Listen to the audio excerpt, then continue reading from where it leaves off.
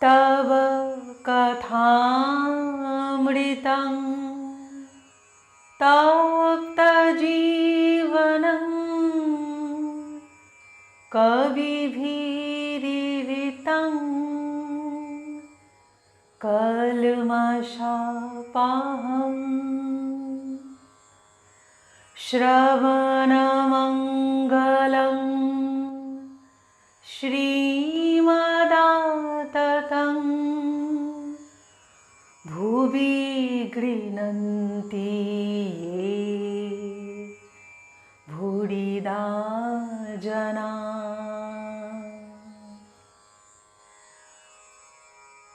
তৃতীয় পরিচ্ছেদ। কমলকুটিরে শ্রীরামকৃষ্ণ ও শ্রীযুক্ত কেশব সেন।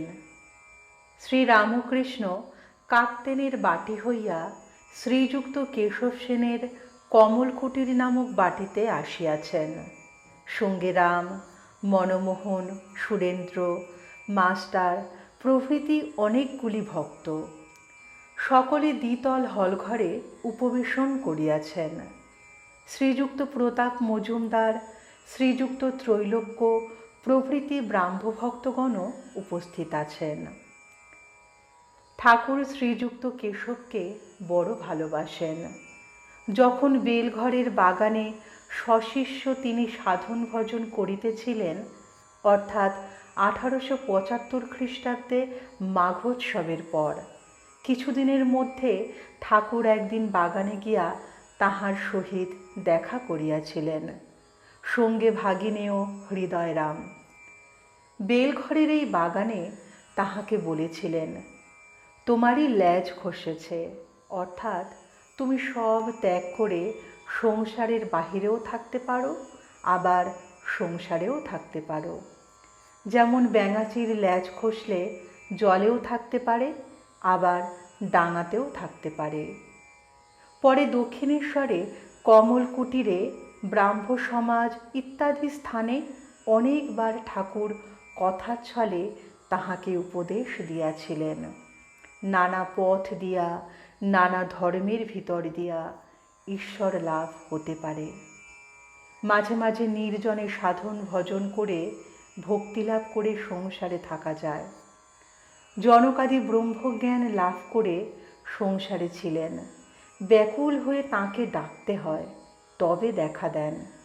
তোমরা যা করো নিরাকার সাধন সে খুব ভালো। ব্রহ্মজ্ঞান হলে ঠিক বোধ করবে ঈশ্বর সত্য আর সব অনিত্য, ব্রহ্ম সত্য, জগৎ মিথ্যা। সনাতন হিন্দু ধর্মে সাকার নিরাকার দুই মানে। নানাভাবে ঈশ্বরের পূজা করে। শান্ত, দাস্য, সখ্য, বাৎসল্য, মধুর। রোশন চৌকিওয়ালারা একজন শুধু পোঁ ধরে বাজায়, অথচ তার বাঁশির 7 ফোঁকর আছে, কিন্তু আরেকজন তারও 7 ফোঁকর আছে, সে নানা রাগরাগিনী বাজায়। তোমরা সাকার মানো না, তাতে কিছু ক্ষতি নাই, নিরাকারে নিষ্ঠা থাকলেই হলো। তবে সাকারবাদীদের টানটুকু নেবে। মা বলে তাকে ডাকলে ভক্তিপ্রেম আরও বাড়বে। কখনো দাস্য, কখনো সখ্য, কখনো বাৎসল্য, কখনো মধুর ভাব। কোনো কামনা নাই, তাকে ভালোবাসি, এটি বেশ। এর নাম অহেতুকী ভক্তি। টাকা কড়ি, মান সম্ভ্রম কিছুই চাই না, কেবল তোমার পাদপদ্মে ভক্তি। বেদ, পুরাণ, তন্ত্রে এক ঈশ্বরেরই কথা আছে ও তাহার লীলার কথা। জ্ঞান, ভক্তি দুই আছে। সংসারে দাসীর মতো থাকবে। দাসী সব কাজ করে, কিন্তু দেশে মন পড়ে আছে। মনিবের ছেলেদের মানুষ করে, বলে আমার হরি, আমার রাম, কিন্তু জানে ছেলে আমার নয়। তোমরা যে নির্জনে সাধন করছো, এ খুব ভালো, তাঁর কৃপা হবে। জনক রাজা নির্জনে কত সাধন করেছিলেন। সাধন করলে তবে তো সংসারে নির্লিপ্ত হওয়া যায়। তোমরা বক্তৃতা দাও সকলের উপকারের জন্য, কিন্তু ঈশ্বর লাভ করে, ঈশ্বর দর্শন করে বক্তৃতা দিলে উপকার হয়। তাঁর আদেশ না পেয়ে লোকশিক্ষা দিলে উপকার হয় না। ঈশ্বর লাভ না করলে তাঁর আদেশ পাওয়া যায় না। ঈশ্বর লাভ যে হয়েছে তার লক্ষণ আছে। বালকবধ, জড়বধ, উন্মাদবধ, পিশাচবধ হয়ে যায়, যেমন শুকদেবাদি। চৈতন্যদেব কখনো বালকবধ, কখনো উন্মাদের ন্যায় নৃত্য করিতেন, হাসে, কাঁদে, নাচে, গায়। পুরীধামে যখন ছিলেন তখন অনেক সময় জড় সমাধিতে থাকতেন। শ্রীযুক্ত কেশবের হিন্দু ধর্মের উপর উত্তরোত্তর শ্রদ্ধা। এইরূপ নানা স্থানে শ্রীযুক্ত কেশবচন্দ্র সেনকে শ্রীরামকৃষ্ণ কথার ছলে নানা উপদেশ দিয়াছিলেন। বেলঘরের বাগানে প্রথম দর্শনের পর কেশব 28 মার্চ 1875 রবিবার মীরার সংবাদপত্রে লিখিয়াছিলেন, আমরা অল্পদিন হইল দক্ষিণেশ্বরে পরমহংস রামকৃষ্ণকে বেলঘরের বাগানে দর্শন করিয়াছি। তাহার গভীরতা, অন্তর্দৃষ্টি, বালক স্বভাব দেখিয়া আমরা মুগ্ধ হইয়াছি। তিনি শান্ত স্বভাব, কোমল প্রকৃতি, আর দেখিলে বোধ হয় সর্বদা যোগেতে আছেন। এখন আমাদের বোধ হইতেছে যে হিন্দু ধর্মের গভীরতম প্রদেশ অনুসন্ধান করিলে কত সৌন্দর্য, সত্য ও সাধুতা দেখিতে পাওয়া যায়। তা না হইলে পরমহংসের ন্যায় ঈশ্বরীয় ভাবে ভাবিত যোগী পুরুষ কিরূপে দেখা যাইতেছে। 1876 জানুয়ারি আবার মাঘোৎসব আসিল। তিনি টাউন হলে বক্তৃতা দিলেন। বিষয় ব্রাহ্মধর্ম ও আমরা কি শিখিয়াছি। তাহাতেও হিন্দু ধর্মের সৌন্দর্যের কথা অনেক বলিয়াছিলেন। শ্রীরামকৃষ্ণ তাহাকে যেমন ভালোবাসিয়াছিলেন, কেশবও তাহাকে তদ্রূপ ভক্তি করিতেন। প্রায় প্রতি বৎসর ব্রাহ্মোৎসবের সময় ও অন্যান্য সময়েও কেশব দক্ষিণেশ্বর যাইতেন ও তাহাকে কমল কুটিরে লইয়া আসিতেন। কখনো কখনো একাকী কমল কুটিরের দ্বিতলস্থ উপাসনা কক্ষে পরম অন্তরঙ্গ জ্ঞানে ভক্তি ভরে লইয়া যাইতেন ও একান্তে ঈশ্বরের পূজা ও আনন্দ করিতেন। 1879 ভাদ্রোৎসবের সময় আবার কেশব শ্রীরামকৃষ্ণকে নিমন্ত্রণ করিয়া বেলঘরের তপবনে লইয়া যান। 15 সেপ্টেম্বর সোমবার, 31 ভাদ্র 1286 কৃষ্ণা চতুর্দশী।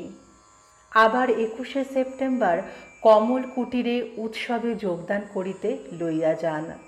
এই সময় শ্রীরামকৃষ্ণ সমাধিস্থ হইলে ব্রাহ্মভক্ত সঙ্গে তাহার ফটো লওয়া হয়। ঠাকুর দণ্ডায়মান, সমাধিস্থ, হৃদয় ধরিয়া আছেন। 22 অক্টোবর 6 কার্তিক 1286 বুধবার, মহাষ্টমী। নবমীর দিন কেশব দক্ষিণেশ্বরে গিয়া তাহাকে দর্শন করিলেন। 1879 29 অক্টোবর বুধবার, 13 কার্তিক 1286। কোজাগর পূর্ণিমায় বেলা 1টার সময় কেশব আবার ভক্ত সঙ্গে শ্রীরামকৃষ্ণকে দক্ষিণেশ্বরে দর্শন করিতে যান। স্টিমারের সঙ্গে 1খানি বজরা, 6খানি নৌকা, 2খানি ডিঙি, প্রায় 80 জন ভক্ত। সঙ্গে পতাকা, পুষ্পপল্লব, খোল, করতাল, ভেরি। হৃদয় অভ্যর্থনা করিয়া কেশবকে স্টিমার হইতে আনেন। গান গাইতে গাইতে সুরধ্বনির তীরে হরি বলে কে, বুঝি প্রেমদাতা নিতাই এসেছে। ব্রাহ্মভক্তগণও পঞ্চবটী হইতে কীর্তন করিতে করিতে তাহার সঙ্গে আসিতে লাগিলেন। সচ্চিদানন্দ বিগ্রহ, রূপানন্দ ঘন। তাহাদের মধ্যে ঠাকুর মাঝে মাঝে সমাধিস্থ। এই দিনে সন্ধ্যার পর বাঁধা ঘাটে পূর্ণচন্দ্রের আলোকে কেশব উপাসনা করিয়াছিলেন। উপাসনার পর ঠাকুর বলিতেছেন, তোমরা বলো ব্রহ্ম আত্মা ভগবান, ব্রহ্ম মায়া জীবজগৎ, ভাগবত ভক্ত ভগবান। কেশবাদী ব্রাহ্মভক্তগণ সেই চন্দ্রালোকে ভাগীরথী তীরে সমস্বরে শ্রীরামকৃষ্ণের সঙ্গে সঙ্গে ওই সকল মন্ত্র ভক্তি ভরে উচ্চারণ করিতে লাগিলেন। শ্রীরামকৃষ্ণ আবার যখন বলিলেন, বল গুরু কৃষ্ণ বৈষ্ণব, তখন কেশব আনন্দে হাসিতে হাসিতে বলিতেছেন, মহাশয় এখন অত দূর নয়। গুরু কৃষ্ণ বৈষ্ণব আমরা যদি বলি, লোকে বলিবে গোঁড়া। শ্রীরামকৃষ্ণ হাসিতে লাগিলেন ও বলিলেন, বেশ, তোমরা যতদূর পারো তাহাই বলো।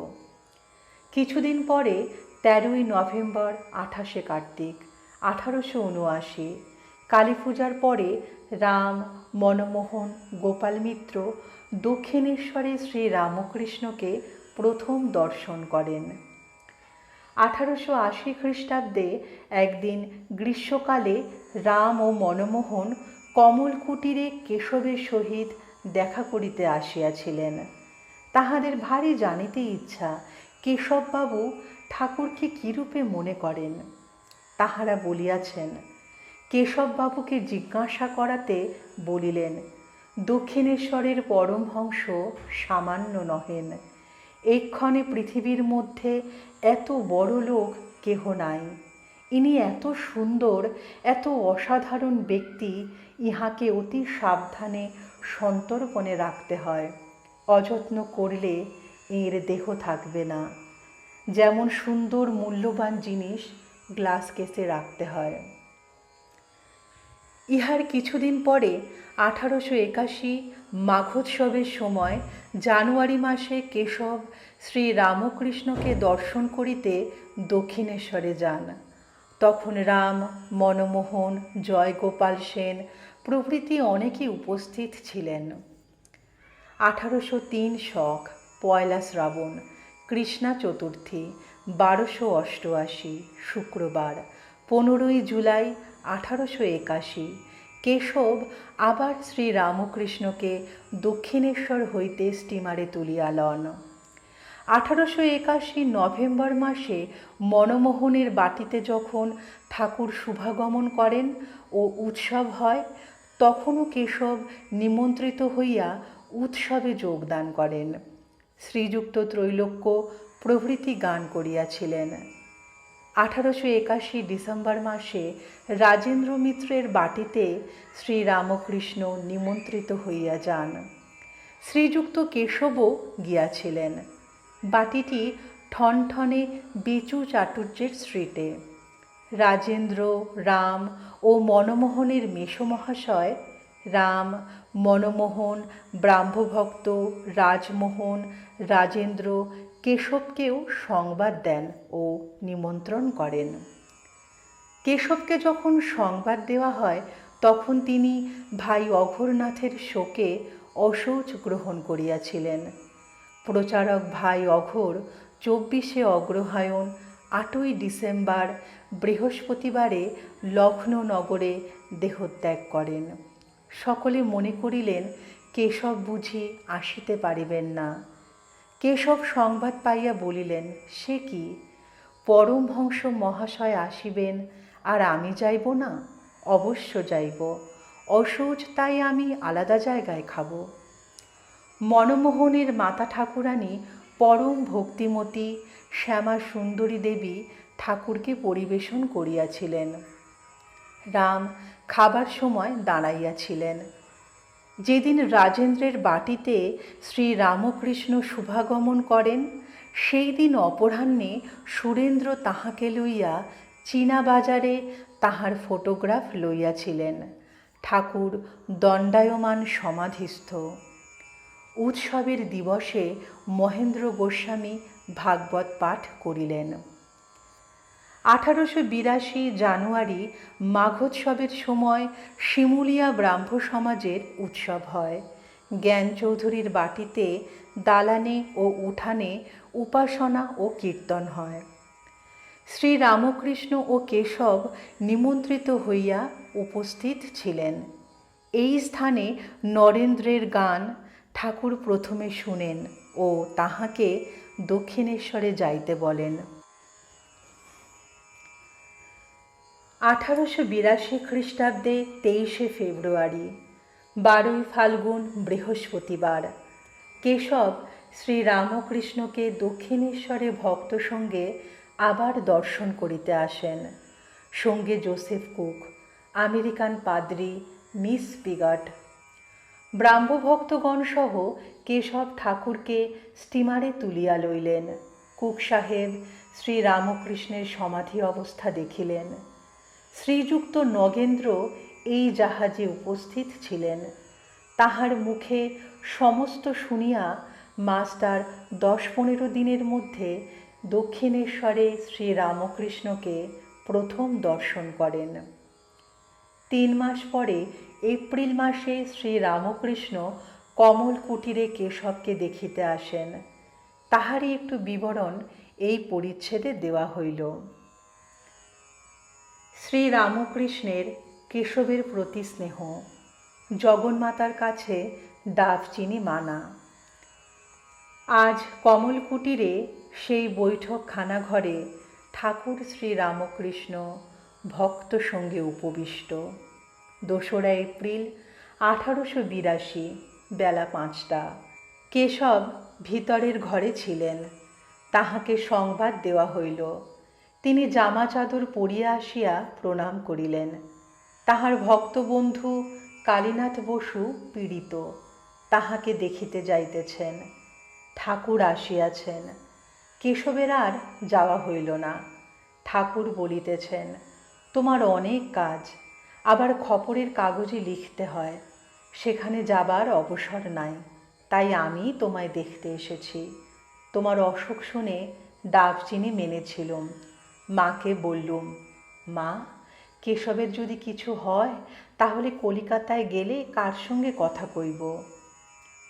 শ্রীযুক্ত প্রতাপাদি ব্রাহ্ম ভক্তদের সহিত শ্রী রামকৃষ্ণ অনেক কথা কহিতেছেন। কাছে মাস্টার বসে আছেন দেখিয়া তিনি কেশবকে বলিতেছেন, ইনি কেন ওখানে যান না, জিজ্ঞাসা করো তো গা। এত ইনি বলেন মাঘ ছেলেদের উপর মন নাই।